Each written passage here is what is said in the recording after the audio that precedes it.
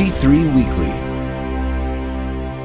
Welcome to G3 Weekly, a summary of this week's top news stories on Christianity and the public square, written by Ben Zeisloft.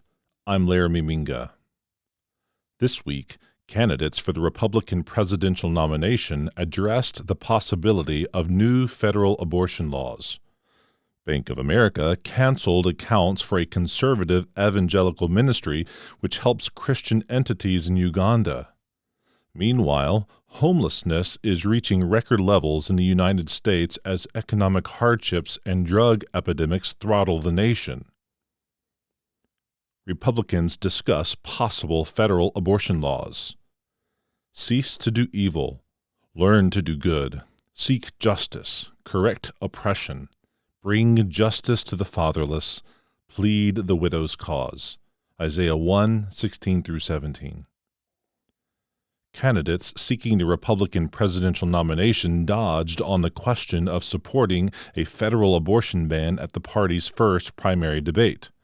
Former Vice President Mike Pence vowed that Americans would have a champion for life in the Oval Office under his administration, but floated only a minimum standard of a 15-week abortion ban.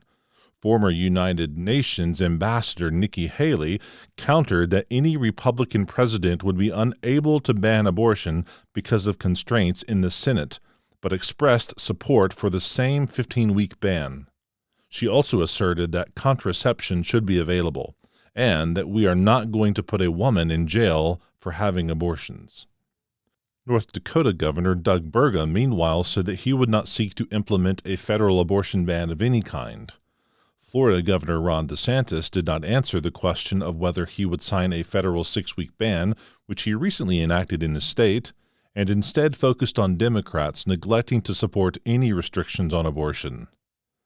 The discussion of federal abortion laws comes as conservative states move to regulate abortion after the overturn of Roe v. Wade. Even in states with nominal restrictions on abortions, none have passed laws establishing equal protection for preborn babies. Bank of America cancels accounts for Christian ministry. Blessed are you when people hate you, and when they exclude you and revile you and spurn your name as evil on account of the Son of Man. Luke 6:22.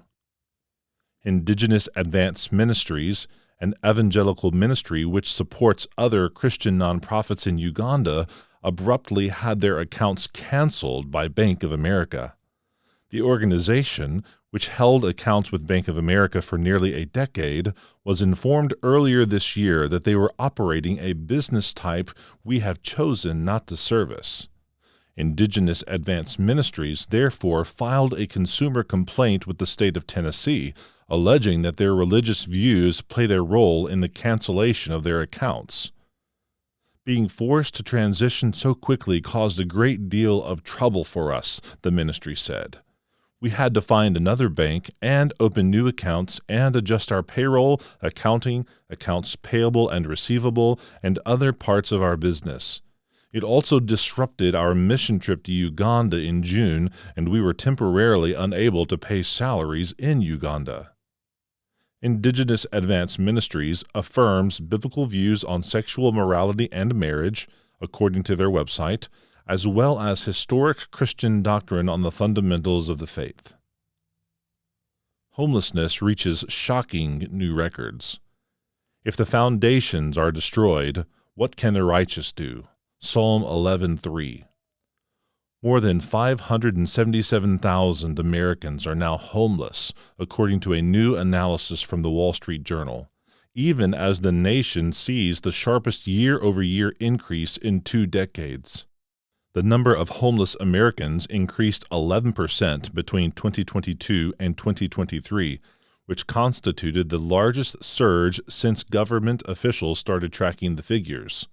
The nearest comparable increase was a 2.9% rise recorded in 2019. Surging addiction to substances such as fentanyl, as well as economic issues such as rising price levels and low real estate inventory, contribute to the homelessness crisis. The influx of illegal immigrants over the southern border has meanwhile stretched the resources of large cities already struggling to care for homeless individuals. You can read this edition of G3 Weekly at g3min.org.